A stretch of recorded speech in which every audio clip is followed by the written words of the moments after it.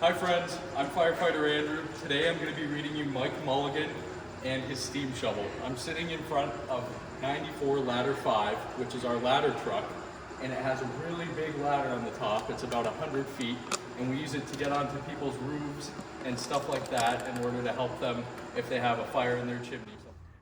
Mike Mulligan and his steam shovel by Virginia Lee Burton.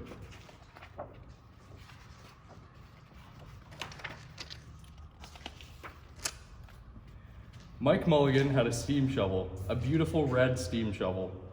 Her name was Mary Ann.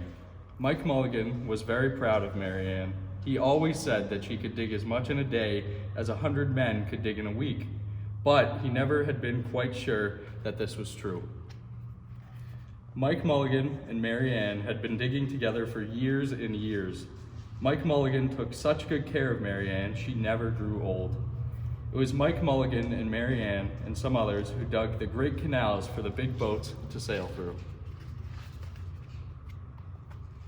It was Mike Mulligan and Mary Ann and some others who cut through the high mountains so that trains could go through. It was Mike Mulligan and Mary Ann and some others who lowered the hills and straightened the curves to make long highways for the automobiles. It was Mike Mulligan and Mary Ann and some others who smoothed out the ground and filled in the holes to make the landing fields for the airplanes. And it was Mike Mulligan and Mary Ann and some others who dug the deep holes for the cellars of the tall skyscrapers in the big cities. When people used to stop and watch them, Mike Mulligan and Mary Ann used to dig a little faster and a little better. The more people stopped, the better they dug.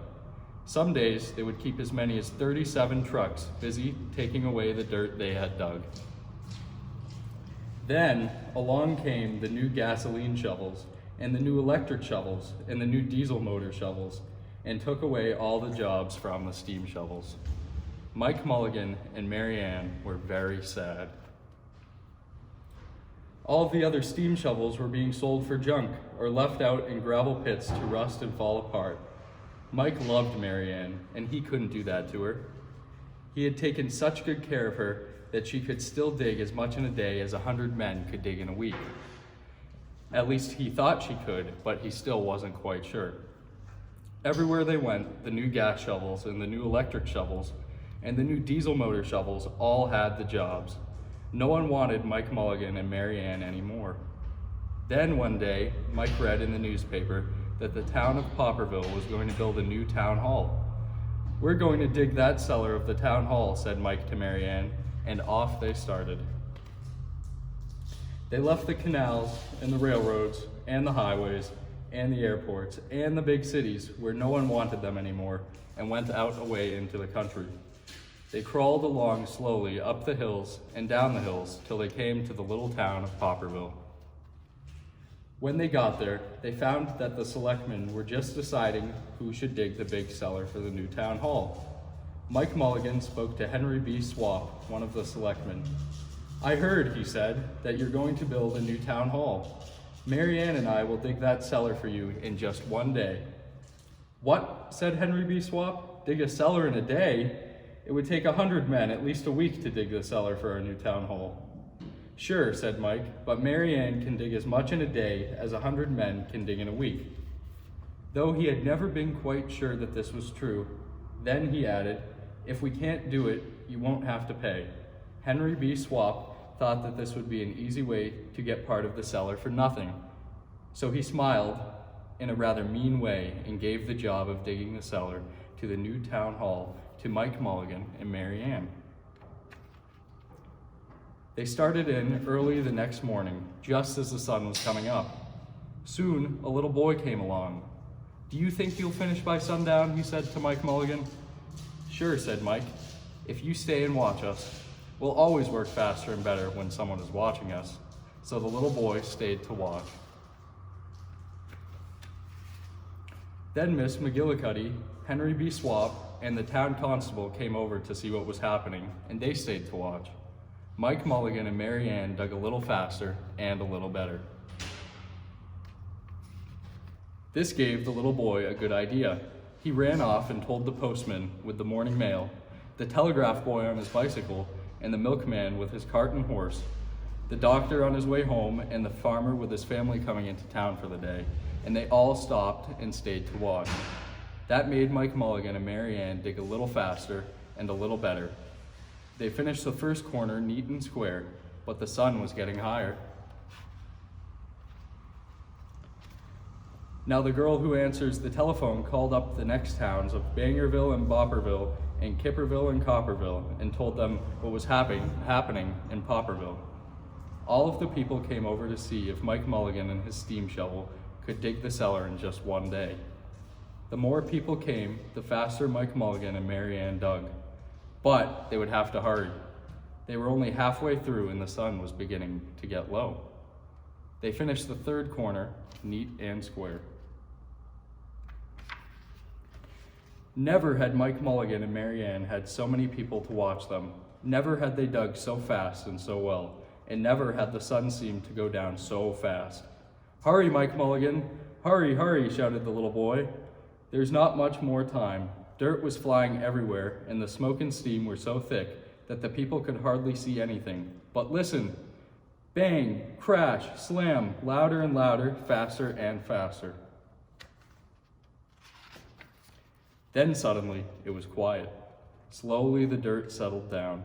The smoke and steam cleared away, and all there was the cellar, all finished.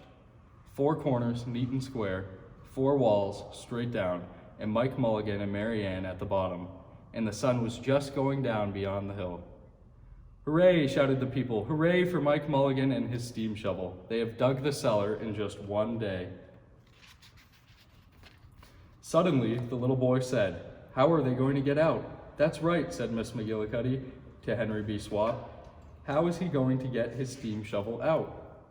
Henry B. Swap didn't answer, but he smiled in a rather mean way. Then everybody said, "How are they going to get out?" "Mike Mulligan, how are you going to get out?" Mike Mulligan looked around at the 4 square walls and the 4 square corners, and he said, "We've dug so fast and we've dug so well that we've forgotten to leave a way out."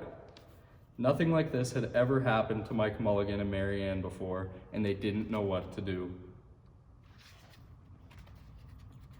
Nothing like this had ever happened in Popperville before. Everybody started talking at once, and everybody had a different idea, and everybody thought that his idea was the best idea. They talked, and they argued, and they fought, till they were all worn out, and still no one knew how to get Mike Mulligan or Mary Ann out of the cellar they had dug. Then Henry B. Swap said, "The job isn't finished because Mary Ann isn't out of the cellar, so Mike Mulligan won't get paid." And he smiled again in a rather mean way. Now, the little boy, who had been keeping very quiet, had another good idea. He said, "Why couldn't we leave Mary Ann in the cellar and build the new town hall above her? Let her be the furnace for the new town hall, and let Mike Mulligan be the janitor.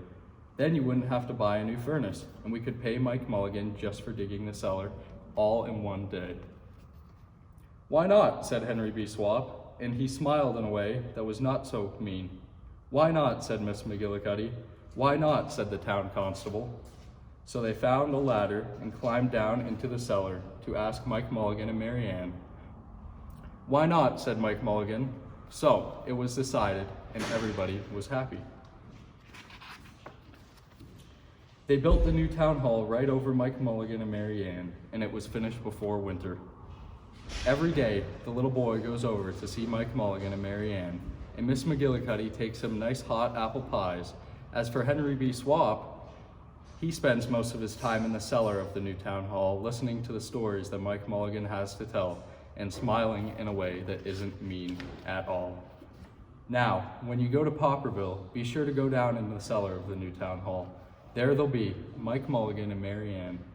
Mike in his rocking chair, and Mary Ann beside him, warming up the meetings in the new town hall.